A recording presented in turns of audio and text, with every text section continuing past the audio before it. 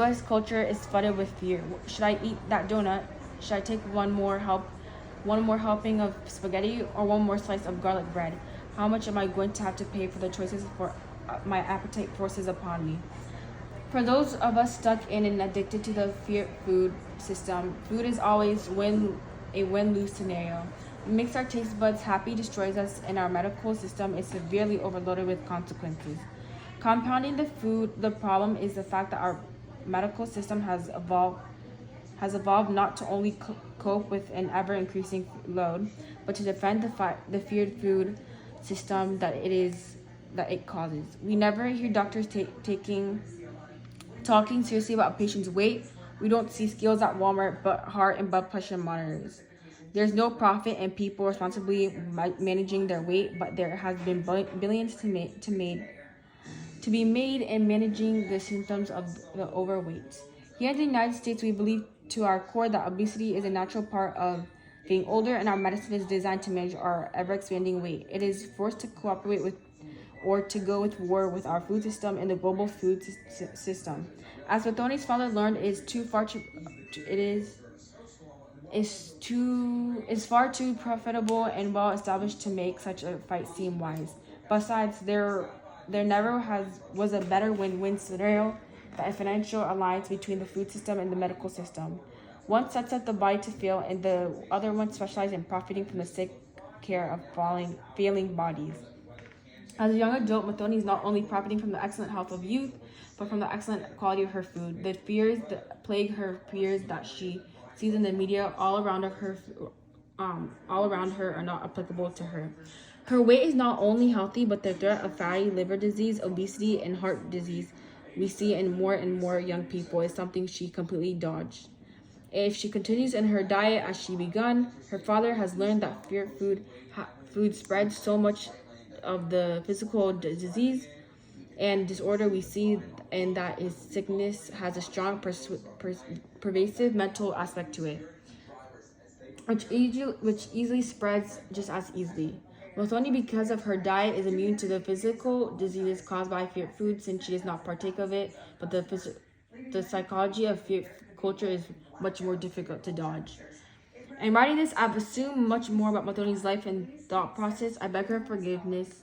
I could be completely wrong. Of course, I'm a friend of her father I mentioned above. I've just begun what is turning into a lifelong journey of abstaining from fear food. I am learning to support my health with a gourmet food from her father's cuisine. I can only imagine what it must be like for her and her brother, being raised by a chef who was driven by his vision. But that vision is contagious. It only takes a brief look to see the truth about our food system. Her father is trying his best to be a warrior parent and raise warriors instead of slaves or masters. Mùthoni's dilemma, as I see it, is that she must choose whether or not to continue to eat the food of her childhood. Should she value it along with the flavors and the health benefits, she will continue to be an outsider. Food is so integral to human interactions that it will take a strong character to make such a fundamental social choice. On the other hand, she could choose to lessen the mental pressure and to avoid all the arguments, explanations, and inconveniences imposed by nearly unique and dietary requirements. She could become all-American and enjoy the party that fast food offers. I was so fascinated to hear her response to the scale. I have adult female friends who now weigh more than I do and who aspire to reach an ideal body weight of 150 pounds or so. The funny thing from my perspective about Mùthoni's situation is that she has absolutely nothing to worry about physically. From what I see, she must face is all psychological, and I hope she has the strength of mind and character to see what a unique opportunity she has with a chef as a father, and not just any chef. But the chef, Master Kabui, I know one of who else is doing the work he is doing, and I think his cuisine and philosophy is going to take the world by storm.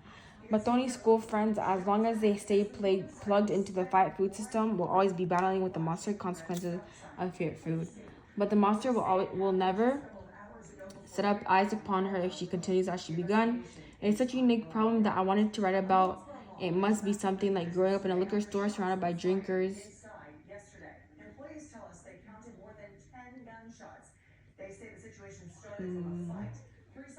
By drinkers and alcoholics, but refusing ever to drink. She must see the delicious flavor combinations and the very powerful advertisements and continue to live as if they don't matter.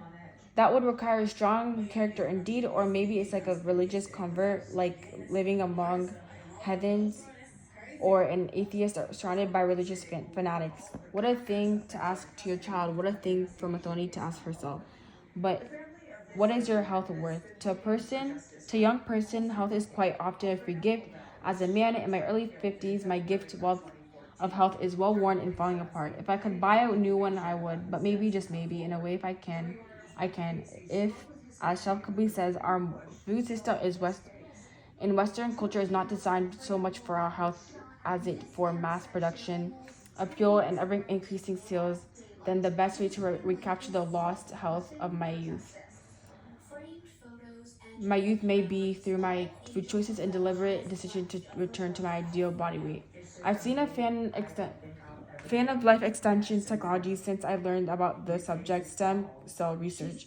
Elon Musk's Neuralink miracle pills to manage the telomeres of chromosomes. It all sounds fascinating.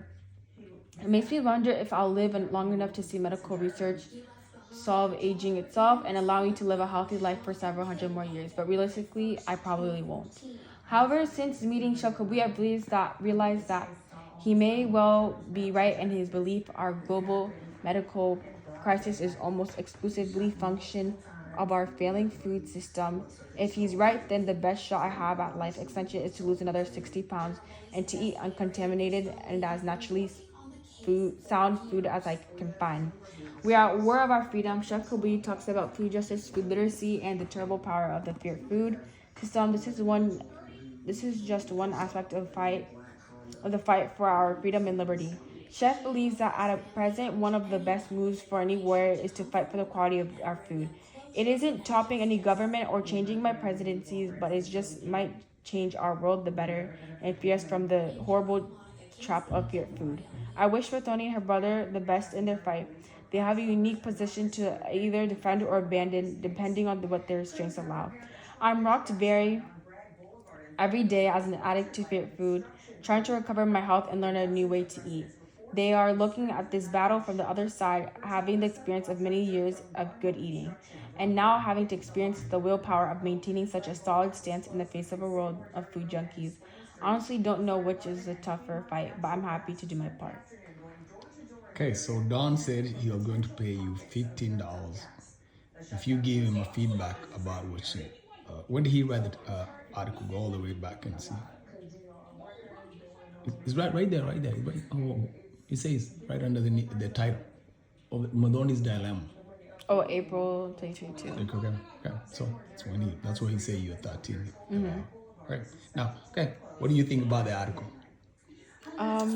I think it was very accurate, and the information was very intriguing and interesting. Okay. How does it feel for somebody to write an article about you and your brother and your dad when you're 13 years old? I feel honored. You feel honored? Okay. Yeah. All right. So what would you like to? Two things you like to say to Don in response to his writing?